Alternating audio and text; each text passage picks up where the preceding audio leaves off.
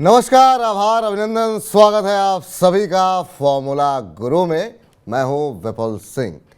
Formula गुरु में हर हफ्ते हम एक नई थीम के साथ आते हैं जिससे आपका पोर्टफोलियो न सिर्फ सुरक्षित रहे बल्कि लगातार उसमें बढ़ोतरी देखने को मिलती रहे। इसी क्रम में आज हम बात करेंगे चौथी तिमाही के नतीजों की। जी हाँ, चौथी तिमाही के नतीजों के आधार पर किस तरह से बनाए पोर्टफोलियो, जिन सेक्टर्स के नतीजों ने निराश किया है क्या उनसे अभी बाहर निकल जाना चाहिए, और जहां पर क्या नतीजे अच्छे रहे हैं क्या वो सेक्टर आगे भी आउट परफॉर्म करेंगे। पोर्टफोलियो बिल्डिंग पर होगी 360 डिग्री चर्चा।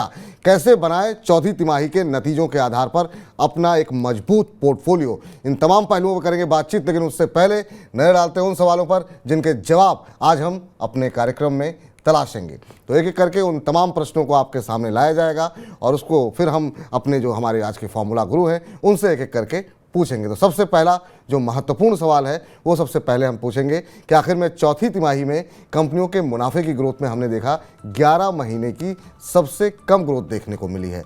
क्या इससे एक नेगेटिव सेंटीमेंट भविष्य के लिए दिखाई दे रहा है या फिर जो चीज़ें वर्स्ट थी वो पूरी हो चुकी हैं, आगे के लिए चीज़ें पॉजिटिव दिखाई दे रही हैं? ये समझेंगे आज के अपने एक्सपर्ट से। इसके अलावा दूसरा महत्वपूर्ण सवाल कि मेटल के अलावा दिग्गज जो आईटी कंपनियां हैं उनके नतीजों ने काफ़ी निराश किया है। अभी इन कंपनियों में क्या करना चाहिए? ऑलरेडी हम देख रहे हैं काफ़ी हद तक जो है गिरावट आ चुकी है, तो क्या यहाँ पर अब नई खरीदारी करने के मौके मिल रहे हैं या फिर आगे भी नतीजे खराब रहेंगे और इसलिए इन सेक्टर से दूर रहना चाहिए? अब तीसरा महत्वपूर्ण सवाल, खराब नतीजों की बात हुई तो अच्छे नतीजों की भी बात कर लेते हैं। बैंक, बीएफएसआई और ऑटो कंपनियों के नतीजे शानदार देखने को मिले। कई सारे बैंकों में, ऑटो में, बीएफएसआई सेगमेंट में रैली भी अच्छी देखने को मिली। अब यहाँ पर क्या करना चाहिए? क्या प्रॉफिट बुक करने का वक्त है या चूंकि अच्छे नतीजे देखने को मिल रहे हैं और आने वाले समय में ये ग्रोथ कंटिन्यू रहेगी इसलिए अभी भी यहाँ पर अपॉर्चुनिटी है पैसे लगाने की, तो इन कंपनियों को अपने पोर्टफोलियो में रखें या ना रखें? तीसरा महत्वपूर्ण सवाल, अगला महत्वपूर्ण सवाल ये कि चौथी तिमाही के नतीजों के बाद पोर्टफोलियो अगर हम बना रहे हैं तो चौथी तिमाही के जो नंबर्स हैं उनमें किन आंकड़ों पर नज़र डालें? कई बार ऐसा होता है साइक्लिकल बिजनेस की वजह से मुनाफा घट जाता है, कई बार जो है अतिरिक्त आय भी मिल जाती है, लेकिन अगर हम लंबी अवधि का नज़रिया ले रहे हैं तो किन नंबर्स पे हमें फोकस करना चाहिए?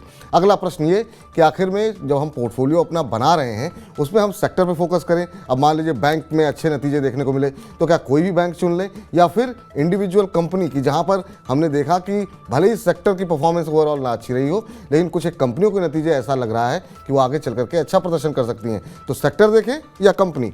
अगला सवाल ये कि हम जिस तरीके से देख रहे हैं इंटरेस्ट रेट महंगा होता हुआ दिखाई दिया है, क्या आने वाले समय में इसका असर और भी ज़्यादा नकारात्मक सबसे ज़्यादा किन सेक्टर्स पर पड़ेगा और क्या उनसे दूरी बना करके चलनी चाहिए? वहाँ पर क्या रणनीति होनी चाहिए?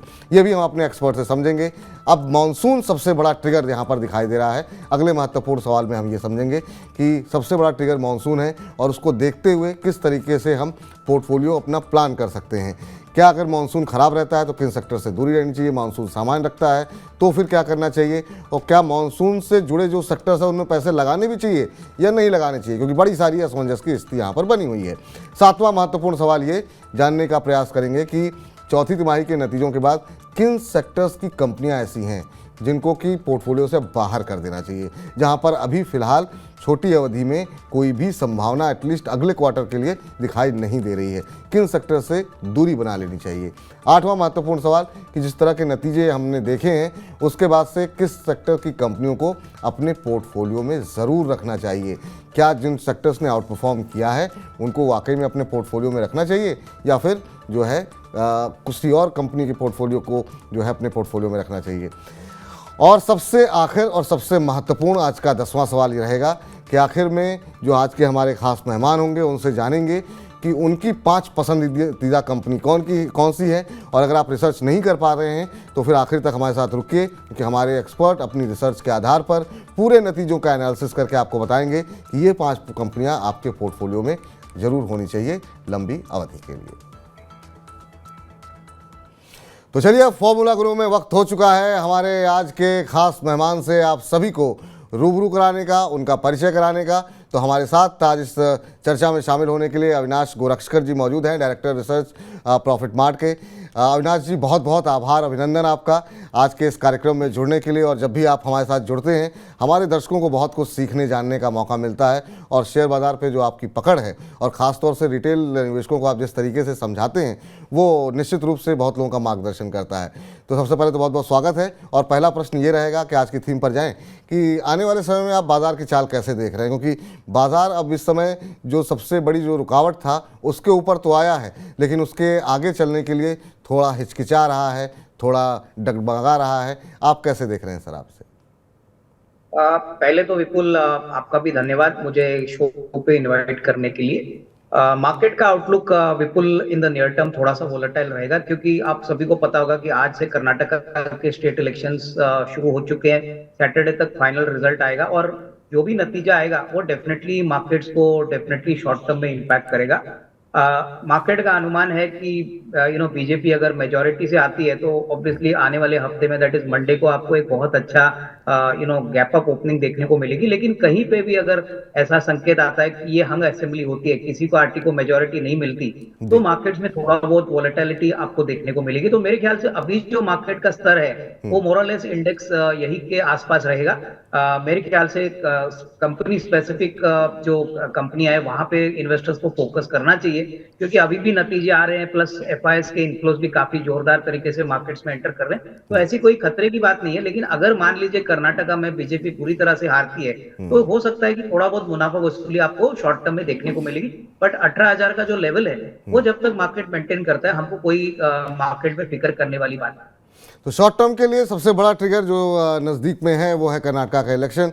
उसके बाद हो सकता है थोड़ी उथल पुथल दिखाई दे, और जैसा कि सर कह रहे हैं कि अगर बीजेपी आती है बहुमत के साथ तो बाज़ार में एक तेज़ी देखने को मिलेगी। अगर बुरी तरह हारती है या हंग असेंबली होती है तो फिर बाज़ार में थोड़ा सा दबाव देखने को मिल सकता है, पर ये अभी तुरंत का ट्रिगर है। तो तब तक थोड़ी सी कॉशियस अप्रोच के साथ आप जो है बाज़ार में कामकाज करिए। चलिए अब आज की थीम पर लौटते हैं सर, और ये थीम काफ़ी महत्वपूर्ण है। और फॉर्मूला गुरु में आप जैसे गुरु आकर के हर बार एक नया फॉर्मूला हमारी टीम को समझाते हैं, हमारे दर्शकों को समझाते हैं।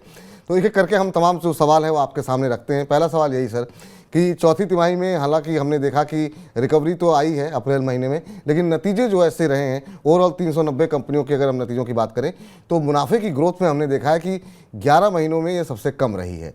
क्या इससे संकेत मिल रहा है, और क्या अगर बाजार अब जो मजबूत तरीके से अगर रेजिस्टेंस लेवल जो बना हुआ था 18,200 18 को तो अगर तोड़ के और आगे बढ़ता है नए हाई की तरफ, तो क्या फंडामेंटल्स इसको सपोर्ट करेंगे?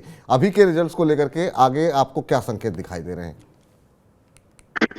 देखिए, पहली बात तो जो आपने एनालिसिस की है वो काफी बराबर है, क्योंकि मार्जिन्स का थोड़ा बहुत दबाव तो दिखने को मिला है। लेकिन आपको ये बात भी समझ में आनी चाहिए कि देखिए इन्फ्लेशन बढ़ चुका है, रॉ मटेरियल के खर्चे बढ़े हैं, और जनवरी टू मार्च में इन्फ्लेशन बढ़ने के कारण बहुत सारे सेक्टर्स में रॉ मटेरियल के कॉस्ट बढ़ गए थे। अभी आप एफएमसीजी की बात करें या टिपिकली ऑटो की बात करें, सीमेंट की बात करें, तो ये सारे सेक्टर्स में रॉ मटेरियल का खर्चा उम्मीद से ज्यादा बढ़ा था। तो ऑब्वियसली नंबर्स इतने कोई अच्छे आए नहीं।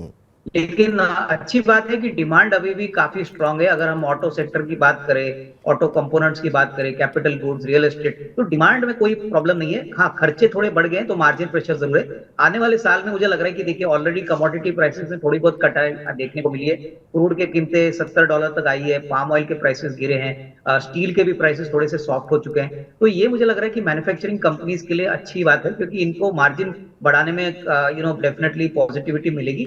हमको देखना पड़ेगा कि जून के बाद जो मानसून आता है वो कैसे आता है। मानसून अगर ठीक ठाक आता है तो डिमांड में और थोड़ी बढ़ोतरी आने की अपेक्षा रहेगी। तो मोटा मोटी 24 जो ईयर है वो पिछले साल के हिसाब से अच्छा रहेगा।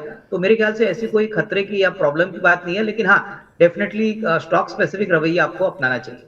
जी, तो ये आपके लिए सब हमारे जो दर्शक हैं उनके लिए सलाह यही निकल के आ रही है अविनाश जी की तरफ से कि नतीजे तमाम कारणों की वजह से थोड़ा दबाव देखने को मिला है, लेकिन आने वाले वर्ष में जो है वो चीज़ें अब जो है बेहतर जो होती हुई अभी दिखाई दे रही हैं, उसका असर आने वाले तिमाही में, आने वाले वर्ष में देखने को मिलेगा। तो अभी घबराने की आवश्यकता नहीं है, लेकिन हाँ थोड़ा सा कॉशियस अप्रोच जरूर अपनाएं। दूसरा महत्वपूर्ण सवाल सर, जैसा कि अभी आपने कहा कि तमाम कीमतें घटी हैं, तो अब जरा जानना चाहेंगे कि अभी जो नतीजे हमने देखा, एक तो दिग्गज IT कंपनी जिसमें कि काफ़ी निराश किया, इन्फोसिस हो, TCS हो, टेक महिंद्रा हो, मेटल कंपनियों ने काफ़ी निराश किया। अब उम्मीद करें कि ये चीज़ें वर्ष जो है वो पूरा हो गया है और आगे आने वाले समय में धीरे धीरे चीज़ें इम्प्रूवमेंट होनी चाहिए। आपका क्या व्यू है मेटल और ख़ासतौर से जो दिग्गज IT कंपनियां हैं, क्या अभी यहाँ पर कुछ अपॉर्चुनिटी दिखाई दे रही है और फ्यूचर कैसे देख रहे हैं आप?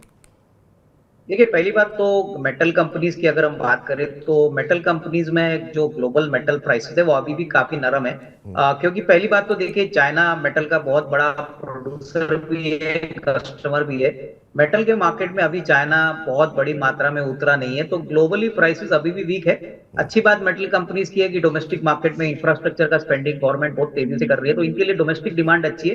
लेकिन जो बड़ा ग्रोथ अल्फा अगर मेटल कंपनीज में इन्वेस्टर्स को चाहिए, तो उनको शायद एक दो क्वार्टर्स और इंतजार करना पड़ेगा, क्योंकि अभी इमीडिएटली तो कोई बड़ा ट्रिगर मेटल कंपनीज में दिख नहीं रहा है। और ग्लोबल मेटल प्राइसेस जब तक बढ़ते नहीं है तब तक कोई बड़ी तेजी यहाँ पे नहीं होगी। रही बात आईटी कंपनीज के ऊपर, तो मुझे लग रहा है कि देखिए, वैल्यूएशंस बहुत सस्ते हो गए हैं, अच्छे अट्रैक्टिव लग रहे हैं, लेकिन ग्रोथ का जो क्वोशंट है वो अगले 2-3 क्वार्टर्स के लिए थोड़ा चैलेंजिंग रहेगा। ऑलरेडी कॉग्निजेंट जो बहुत बड़ी आईटी कंपनी है, उन्होंने वीक गाइडेंस दिया है, तो ये बात का संकेत क्लियर है कि यूएस और यूरोप में जो प्रॉब्लम चल रहे हैं, इसका असर इंडियन आईटी कंपनीज पे हुआ है। काफी इंडियन आईटी कंपनीज ने, जैसे कि इंफोसिस है, एचसीएल टेक है, टीसीएस है, इन्होंने सारे सिंगल डिजिट ग्रोथ की बात FY24 के लिए कही है।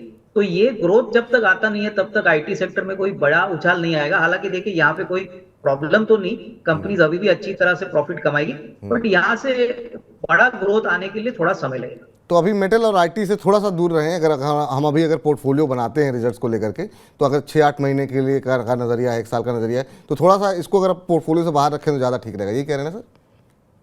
कुछ समय के बिल्कुल, मेरे ख्याल से देखिए, जिनको अगले साल का रिस्क रिवॉर्ड के पॉइंट ऑफ व्यू से निवेश करना है, उनको ये दोनों सेक्टर से थोड़ा सा हल्का होना चाहिए। चलिए, थोड़ा सा इससे यहाँ पर दूरी आप बना करके चल सकते हैं। आगे जैसे स्थितियाँ बेहतर होंगी तो फिर अविनाश जी जैसे एक्सपर्ट हमारे साथ मौजूद रहेंगे। अविनाश जी से पूछेंगे क्या आप मौके बन रहे हैं या नहीं बन रहे हैं। लेकिन अगले सवाल पर चलते हैं और ख़राब नतीजों के बाद बात अच्छे नतीजों की कर लेते हैं। बैंक, BFSI, ऑटो, ये हमने देखा कि इनका बड़ा योगदान रहा सर, कि जो हमने ओवरऑल जो नतीजे पॉजिटिव देखे हैं मुनाफे को अगर हम देख रहे हैं तो वो इनका बड़ा योगदान रहा, चाहे वो ऑटो सेक्टर हो, BFSI हो, बैंकिंग में भी हमने देखा कि रिजल्ट ठीक रहे हैं।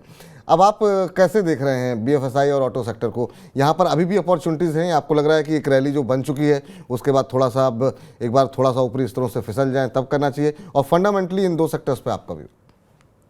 देखिए, मुझे लग रहा है कि बैंकिंग और ऑटो, ये दोनों सेक्टर्स FY24 में भी काफी मजबूत परफॉर्मेंस दिखाएंगे। बैंकिंग की अगर हम बात करें तो देखिए, क्रेडिट ग्रोथ ऑलमोस्ट 14-15% का रन रेट पे चल रहा है, और जब भी क्रेडिट ग्रोथ बढ़ता है तभी कॉर्पोरेट कैपेक्स बढ़ती है, रिटेल डिमांड तो वैसे भी स्ट्रांग है। और सारे सरकारी बैंक्स में हमने देखा है कि पिछले 8-10 साल में इनकी बैलेंस शीट सबसे मजबूत है।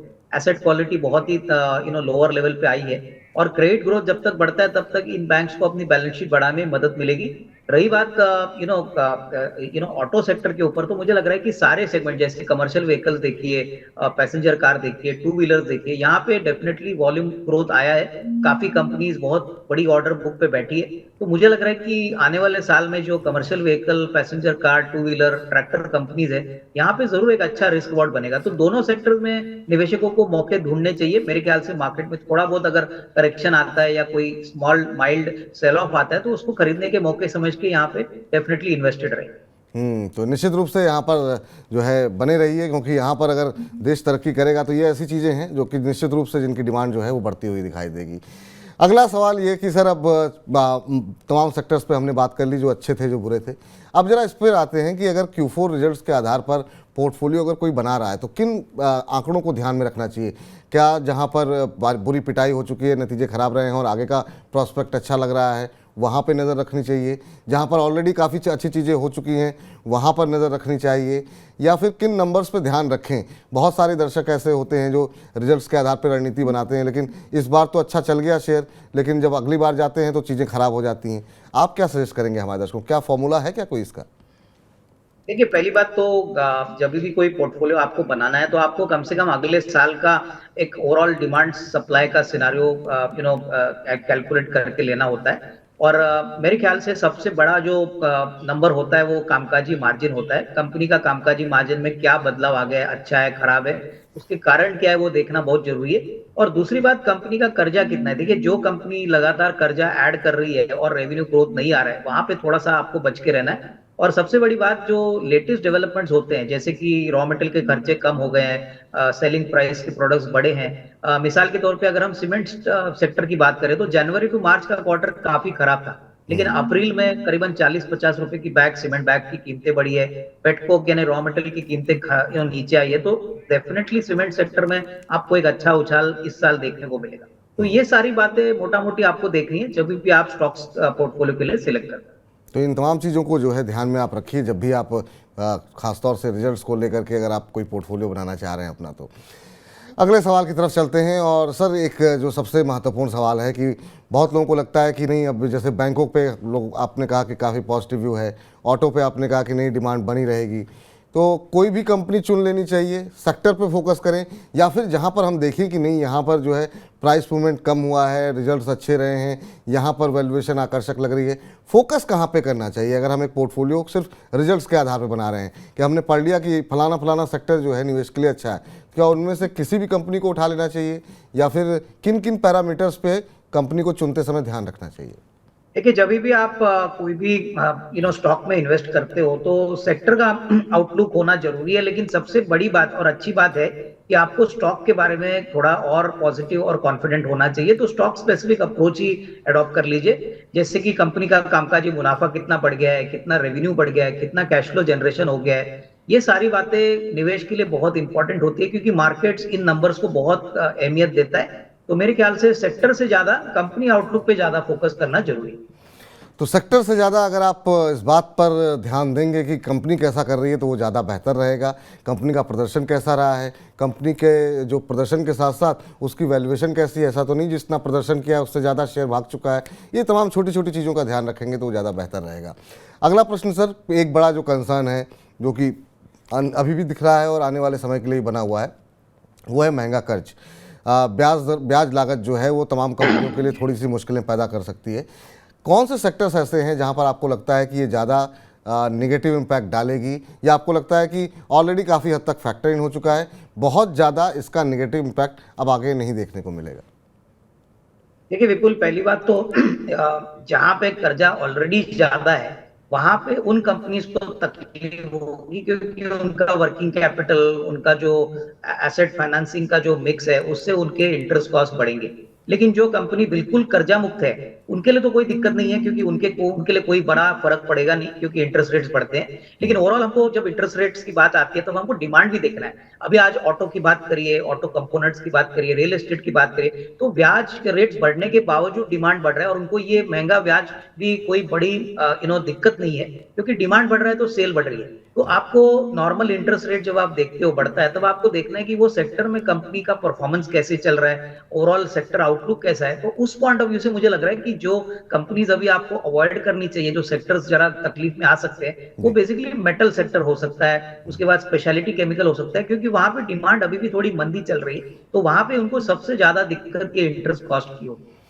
तो जहाँ पर कर्ज ज़्यादा हो, जहाँ पर डिमांड कम हो, अगर कर्ज थोड़ा ज़्यादा भी है और डिमांड काफ़ी ज़्यादा है तो काफ़ी हद तक चीज़ें जो है वो बेहतर हो सकती हैं, लेकिन अगर डिमांड भी कम है तो फिर समस्या हो सकती है। तो मेटल और स्पेशलिटी केमिकल के शेयरों से फिलहाल अभी दूरी बना करके रखनी चाहिए, क्योंकि डिमांड में भी वहाँ पर कमी देखने को मिल रही है। सर, अब अगला जो सबसे बड़ा ट्रिगर है बाज़ार के लिए वो मानसून है, जिसको लेकर के अलग अलग अनुमान आ रहे हैं।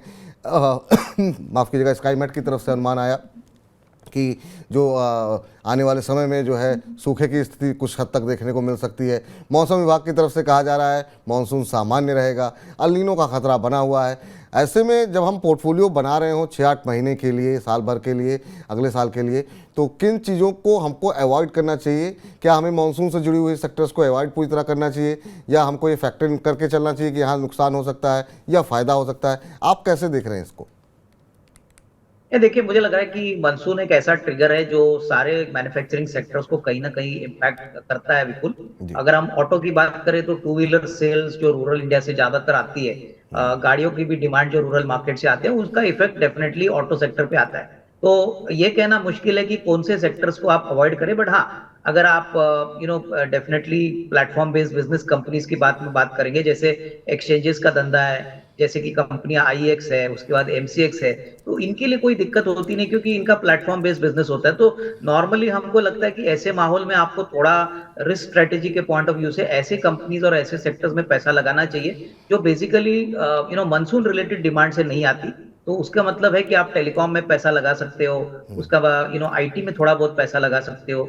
बट डेफिनेटली अगर आप मानसून रिलेटेड सेक्टर्स की बात करेंगे, जो अगर मानसून खराब आता है तो एफएमसीजी, ऑटो, उसके बाद एग्रोकेमिकल, फर्टिलाइजर्स, ये सारे डायरेक्टली मानसून से इफेक्टेड होते हैं। तो मेरे ख्याल से डिफेंसिव स्ट्रेटेजी ये रहेगी कि थोड़ा बहुत आईटी, थोड़ा बहुत मीडिया, थोड़ा बहुत फार्मा, ऐसे सेक्टर्स में फिर निवेशकों को पैसा डालना चाहिए, क्योंकि उनका सीधा इंपैक्ट मानसून से बिल्कुल होता नहीं। अभी सर चूंकि हम लोग आज ही ये पोर्टफोलियो बिल्ड कर रहे हैं, आपसे जानना चाहिए इस फैक्टर को कंसीडर करना भी चाहिए या नहीं कंसीडर करना चाहिए?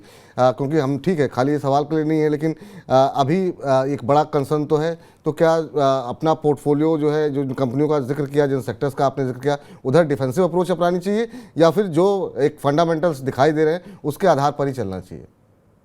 मुझे लग रहा है कि देखिए अभी भी मानसून का जो फाइनल रिपोर्ट है वो आना बाकी है। आईएमडी ने तो क्लियरली कहा है कि मानसून इस बार नॉर्मल होगी। बिल्कुल। हालांकि स्काईमेट ने कहा है कि मानसून में थोड़ी प्रॉब्लम आ सकती है। मुझे लग रहा है कि एंड ऑफ मई या early first week of June तक ये मामला फाइनल हो जाएगा, और उसके बाद मार्केट्स को भी एक कंफर्ट मिलेगा कि मानसून किस प्रकार से होने वाला है। हमारा मानना है कि देखिए ऑटो कंपोनेंट्स, उसके बाद कैपिटल गुड्स, उसके बाद रियल एस्टेट, उसके बाद इवन एग्रोकेमिकल की अच्छी कंपनियां अभी मार्केट में अवेलेबल है। तो थोड़ा बहुत निवेश आपको जरूर करना चाहिए, थोड़ा रिस्क लेके आप पोर्टफोलियो में इनको इंक्लूड कर दीजिए, क्योंकि मानसून फाइनली कैसे पैन आउट होगा वो तो बाद में ही पता चलेगा। बट ओवरऑल मुझे लग रहा है कि कंपनी की फंडामेंटल अच्छी है, तो डेफिनेटली इसमें कोई प्रॉब्लम नहीं होनी चाहिए। बट हाँ, लंबा नजरिया रखे, यही इन्वेस्टमेंट के लिए ठीक रहेगा। तो लंबे अवधि के साथ जो है थोड़ा सा अगर आप शेयर बाजार में हैं, थोड़ा रिस्क लेकर के अच्छी कंपनियों में जो है वो आप जो है अपना एक्सपोजर ले सकते हैं।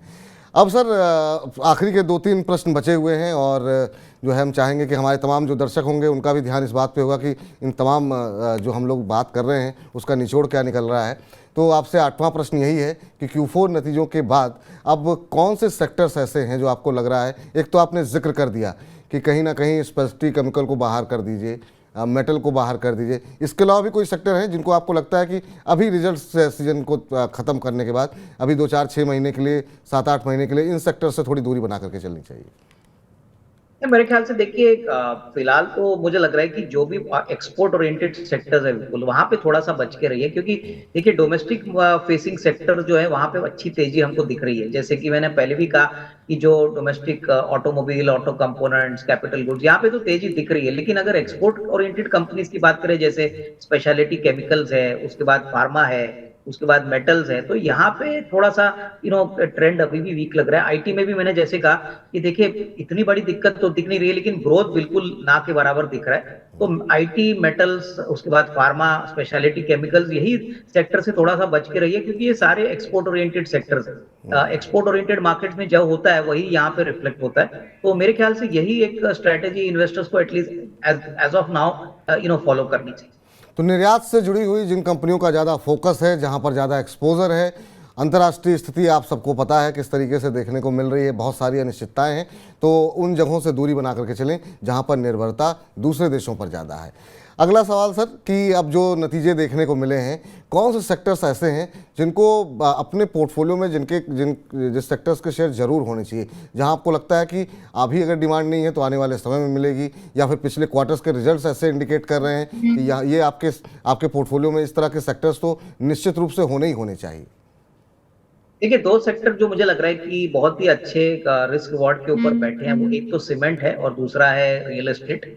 रियल एस्टेट में इसलिए कह रहा हूँ क्योंकि इंटरेस्ट रेट्स बढ़ने के बावजूद जो इन्वेंट्री की सेल हो गई है सारी रियल एस्टेट कंपनीज की, वो बहुत बढ़िया है। और रियल एस्टेट में जब साइकिल आती है तब कम से कम 5 या 6 साल के लिए चलती है। और रेरा आने के बाद, बहुत रेगुलेशन आने के बाद अभी इस सेक्टर में बहुत बढ़िया ग्रोथ देखने को मिला है। तो डेफिनेटली रियल एस्टेट एक अच्छा सेक्टर रहेगा। उसके बाद सीमेंट रहेगा, क्योंकि जैसे हमने कहा कि इंफ्रास्ट्रक्चर में गवर्नमेंट ने इस बजट में 10 लाख करोड़ का बजट आउटलाइन किया है, उसका पहला बेनिफिट सीमेंट को मिलेगा। उसके बाद आपको कैपिटल गुड्स में देखना चाहिए, क्योंकि कैपिटल गुड्स इंडिया का बहुत बड़ा सेक्टर है, बहुत समय से अंडर परफॉर्म कर रहा था, लेकिन अभी ग्रोथ पोटेंशियल काफी अच्छा है। और उसके बाद आपको ऑटो और ऑटो कंपोनेंट्स, ये सेकुलर ग्रोथ रिलेटेड सेक्टर्स है, यहाँ पे डेफिनेटली आपके पोर्टफोलियो में इंक्लूड करना चाहिए। तो auto component, cement, capital goods, ये वो सेक्टर्स हैं जिनको कि आपको अपने पोर्टफोलियो में ज़रूर रखना चाहिए। लेकिन निश्चित रूप से तमाम दर्शक ये सोच रहे होंगे कि इतनी मेहनत जो है कैसे ढूंढें इनमें से अच्छी कंपनियां, क्योंकि अविनाश जी ने ये भी कहा है कि किसी भी कंपनी में दाव नहीं लगाना है। तो सर अब आखिरी प्रश्न पर जाएं, उससे पहले हम जानना आपसे ये चाहेंगे कि एक चुनाव करते समय, एक पोर्टफोलियो बनाते समय बेसिक चीज़ें क्या होती हैं, वो जो आप हमारे दर्शकों को कहना चाहेंगे, समझाना चाहेंगे, उसके बाद से आपके पसंदीदा शेयर भी जो है हम अपने दर्शकों को बताएंगे। देखिए, पहली बात तो जब आप कोई भी कंपनी में निवेश करते हो तो पहले तो आपको प्रमोटर का बैकग्राउंड, उनकी काबिलियत और कॉर्पोरेट गवर्नेंस देखना है। बिल्कुल। दूसरी बात, कंपनी का जो बिजनेस है, बिजनेस मॉडल है, वो कितना स्ट्रांग है, वो उस बिजनेस सेगमेंट में कितना बड़ा मार्केट शेयर या कितना बड़ा गेम पोजीशन रखते हैं, क्योंकि जितना बड़ा लंबा पोजीशन होता है, सुपीरियर पोजीशन होता है, कंपनी बहुत अच्छा काम करती है। तो मार्केट शेयर नॉर्मली जिसको ज्यादा मिलता है वो कंपनी पे पहला दाव लगाना चाहिए। और सबसे बड़ी बात, जो कंपनी अपनी कैश फ्लो और अपनी अर्निंग्स ग्रोथ कम से कम 15-20% हर साल बढ़ाती है, ऐसे कंपनीज पे आपको नजर रखना है। तो ये 2-3 चीजें, बेसिक चीजें जहां पे आपको नजर रखनी है। और ऑब्वियसली अगर कर्जा कम है तो इसमें और भी एक अच्छी बात होती है कि ऐसी कंपनीज में ग्रोथ और अच्छी देखने को मिलती है। ठीक सर, अब इन चीज़ों का आपको ध्यान रखना है, पोर्टफोलियो एक सुरक्षित तरीके से बनाइए। लेकिन हाँ, आपके पोर्टफोलियो को बनाने की प्रक्रिया को और आसान करने के लिए अविनाश जी से आखिरी प्रश्न पूछते हैं। अविनाश जी, चौथी तिमाही के नतीजे देखे, बहुत कंपनियों ने बहुत शानदार तरीके से आउट परफॉर्म किया, बहुत शेयरों ने काफ़ी शानदार रिजल्ट देखने को मिले। हमने इस बार खासतौर से मिड कैप आईटी में बहुत अच्छी कंपनियां रही जिन्होंने शानदार जो है अप मूव दिखाया है। लेकिन अब अगर हमें 5 कंपनियां कोई चुननी हो, एक पोर्टफोलियो 5 कंपनियों का बनाना हो, आपके पसंदीदा शेयर कौन से हैं जो आपको लगता है कि नहीं, इन 5 कंपनियों को चौथी तिमाही के नतीजों के बाद अगर आप पोर्टफोलियो बना रहे हैं तो अपने पोर्टफोलियो में ज़रूर रखना चाहिए?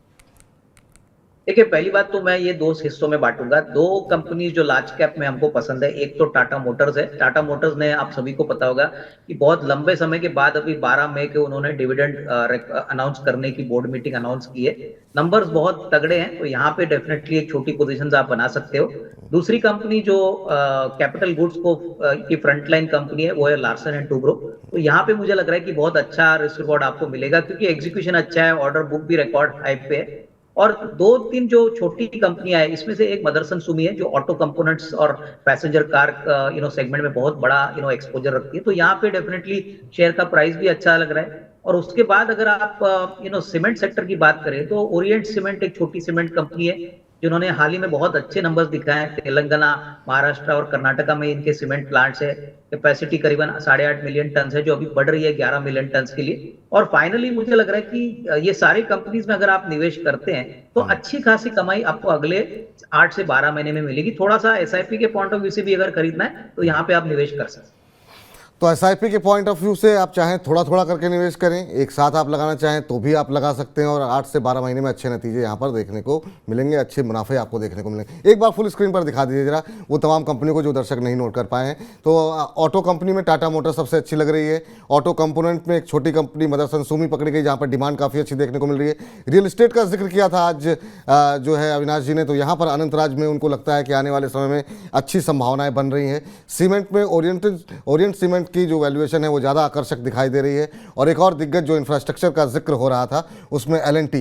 तो इन 5 कंपनियों पे आप नज़र बना करके चलें। उम्मीद करते हैं चौथी तिमाही के नतीजों के बाद जो है अगले 8 से 12 महीने में ये कंपनियां आपके पोर्टफोलियो को न सिर्फ मजबूती प्रदान करेंगी बल्कि आपको अच्छे खासे रिटर्न भी देंगी। तो अविनाश जी, बहुत बहुत शुक्रिया सर, बहुत बहुत धन्यवाद। आप जब भी आते हैं बहुत कुछ हमारे दर्शकों को जानने सीखने का मौका मिलता है। आपने इतने व्यस्त कार्यक्रम में से अपना महत्वपूर्ण समय निकाला, और भी चर्चा करने का जो है बहुत सारे प्रश्न थे, लेकिन आपकी अपनी व्यस्तताएं हैं। बहुत बहुत शुक्रिया अपना महत्वपूर्ण समय देने के लिए।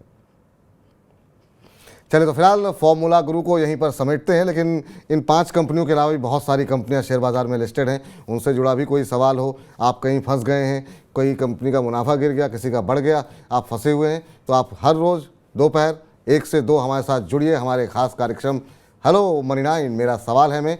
और जो भी आपके प्रश्न हैं आप पूछ सकते हैं 9311211874 पर। तो लगातार मनी 9 के साथ बने रहिए। फिलहाल फॉर्मूला गुरु में मुझे दीजिए इजाज़त, आप बने रहिए मनी 9 के साथ। नमस्कार।